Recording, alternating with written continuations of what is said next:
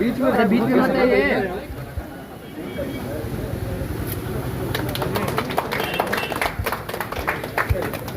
इलाज काम उम्र लोग जमीन बेच के अपने परिवार की जिंदगी बचाते, लेकिन वैसे लोग जिसका कोई नहीं है, कोई नहीं है, अगर सड़क पर से कोई उठाकर लाकर किसी हॉस्पिटल में रख देता है, कोई पागल ही होगा, हो सकता है एक्सीडेंट किया हो सकता है कि वह अनाथ हो सकता है कि कोई ऐसे माता पिता हो जो जिनके पास कोई साधन नहीं है।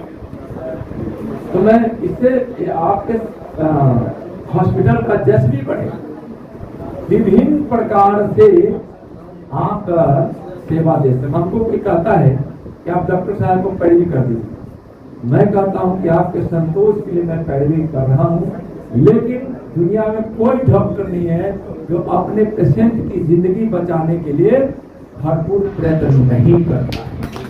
बहुत मेरा पहला वक्त होता है कि मैं कह जरूर रहा हूँ, क्योंकि आपका कहना नहीं पड़ता है, इसलिए उसको लगता है उसको थोड़ा साहस मिलता है, थोड़ा उसको धैर्य उसका बढ़ता है। तो इस तरह से हमको एक कड़ी से एक कड़ी जोड़ना होगा। कड़ी एकदम जैसे कौन कौन सी चीजों से हम फायदा ले सकते इसको भी। दूसरा क्या है, इसका हॉस्पिटल को हम सालों से स्वागत करते हैं। मंच पर विराजमान हमारे बड़े भाई आदरणीय डॉक्टर हेमंत कुमार जी, डॉक्टर अमरेंद्र बाबू, आप आज इस कार्यक्रम में मुझे बुलाया, इसलिए हम आपका आभार व्यक्त करते हैं। देखिए, दो बातें हैं हम लोगों के पास। अगर कोई सबसे ज्यादा व्यग्र, बेचैन और व्यथित होकर आते हैं और हमारे पेशेंट के कोई ना कोई परिवार वाले होते हैं पेशेंट। हम लोग ये अपने जीवन का एक सबसे जो अधिक सेवा देने का जो हम लोगों ने दायरा रखा या मन बनाकर रखते हैं करते हैं, वह होता है पेशेंट को चिकित्सा, अच्छे चिकित्सकों के पास भेजना, अच्छे अस्पताल में भेजना, और अगर कोई गरीब पेशेंट है तो उसको मदद करना, और जरूरत पड़ने पर हॉस्पिटल सामर्थ्य है तो उसको कम पैसे में इलाज करना हम लोग के स्वभाव में है। हम लोग अपना भी सहयोग करते हैं। मैं धन्यवाद देना चाहता हूँ, आभार व्यक्त करना चाहता हूँ भारत के यशस्वी प्रधानमंत्री और दुनिया के सबसे लोकप्रिय नेता, जो दुनिया के सबसे बड़े स्वास्थ्य के क्षेत्र में जिन्होंने योजना लाई है, आयुष्मान भारत। देखिए, हम किसी की शिकायत नहीं कर रहे हैं, लेकिन जिसने जीवन के 40 वर्षों तक एक संस्था में काम करते रह गया और जीवन के अंतिम क्षण में उसको 15,000 की जरूरत पड़ी, जब उसका बेटा गया तो 500 रुपये देकर कहला। लेकिन हम इसलिए करें कि हम आयुष्मान भारत की जरूरत समझा रहे, बताना चाहते। और गरीबों की अगर जिंदगी बचानी है तो उसको कोई योजना नहीं दी जाएगी तो गरीबों की जिंदगी नहीं बचेगी। तो गरीबों की जिंदगी बचे, दवा खाना भी चले और अस्पताल भी चले, लेकिन सबको यह लगे कि हम अपने सामर्थ्य के अनुसार गरीब की सेवा दे। आयुष्मान भारत 5 लाख रुपए एक परिवार को मिलता है एक साल। अगर दूसरे साल में कोई उस परिवार में दूसरा मरीज होता है तो अधिकतम 5 लाख की सेवा की जो योजना है, जो दुनिया की सबसे बड़ी सेवा आयुष्मान स्वास्थ्य योजना है। और आपको आश्चर्य होगा कि अब तक करोड़ों, मैं तो आंकड़ा बढ़ते रहता है इसलिए कोई आंकड़ा दे दूंगा तो शायद, लेकिन करोड़ों मरीजों को आयुष्मान भारत के तहत उनको सेवा दी गई, पैसे उपलब्ध कराए गए और उसको उसका जीवन बचा।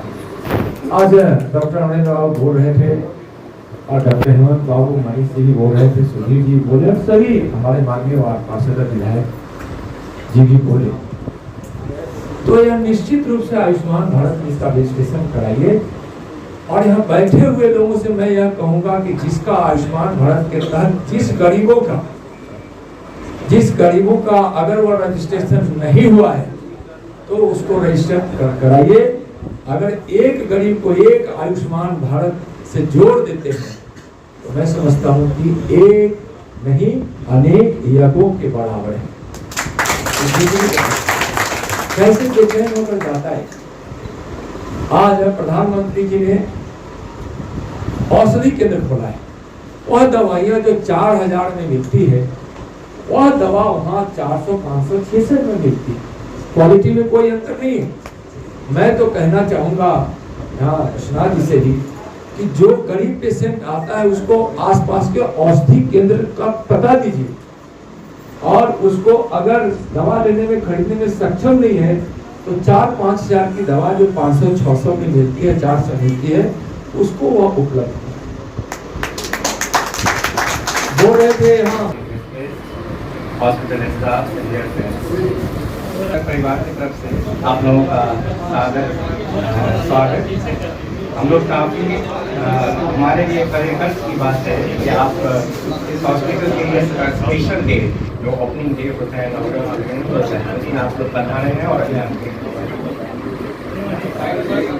महाशय हम लोग जानते हैं कि हेल्थ जो है हमारे लाइफ में कितना इम्पोर्टेंट है। सब जानते हैं कि हेल्दी माइंड और हेल्दी स्वस्थ मन और तन से ही एक अच्छा नागरिक बन के अपने परिवार की, अपने समाज की और देश की सेवा कर सकते हैं। और इसलिए कहा जाता है कि हेल्थ हमारा अधिकार ही है। Health is right. Every citizen को हेल्थ का अधिकार है, स्वस्थ रहने का अधिकार है। हेल्थ केयर सिस्टम चाहे वो गवर्नमेंट सेक्टर का हो, चाहे वो कॉर्पोरेट सेक्टर का हो, चाहे प्राइवेट हॉस्पिटल हो, हमेशा प्रयासरत रहती है कि हम समाज को, हम लोगों को अच्छी से अच्छी स्वास्थ्य सेवा दें और अच्छे वातावरण में दें। और इसी प्रक्रम में जो एक प्रयास होती है, जैसे हम लोग सब जानते हैं कि हॉस्पिटल को एक रियल टर्म में बिजनेस सर्विस नहीं कहा जा सकता है, किसी भी संदर्भ में नहीं कहा जा सकता है, क्योंकि यहाँ जो सेवा है वो स्वास्थ्य से रिलेटेड है, मानवता से रिलेटेड है, दोस्तों से रिलेटेड है। बिजनेस होता है गिव एंड टेक पॉलिसी, हम कुछ देते हैं इसके बदले में लेते हैं। यहाँ ऐसी बात नहीं है। पेशेंट खर्च करता है, इसके बदले में उनका स्वास्थ्य जुड़ा हुआ है हमारे साथ, हम लोग के हाथ में। इसलिए हम लोग के जो हॉस्पिटल केयर गिवर्स हैं, जो हम लोग हेल्थ केयर गिवर्स हैं, हम लोग की हमेशा ये प्रयास होनी चाहिए पेशेंट्स को हम लोग अच्छी से अच्छी हेल्थ केयर सर्विस जो कॉस्ट इफेक्टिव हो, जो इनके लिए सुविधाजनक हो। और किसी भी हेल्थ केयर सिस्टम में हॉस्पिटल सर्विस का 3 कंपोनेंट होता है। एक होता है मेन ड्राइविंग प्रोसेस, जिसमें सारे स्किल डॉक्टर्स होते हैं, टीम होते हैं, मेडिकल पैरामेडिकल स्टाफ और सपोर्टिंग स्टाफ होता है। एक इंफ्रास्ट्रक्चर होता है जिसमें होते हैं कि हॉस्पिटल के जितने इक्विपमेंट्स वो जो सारी फैसिलिटीज हैं वो होता है। और तीसरा होता है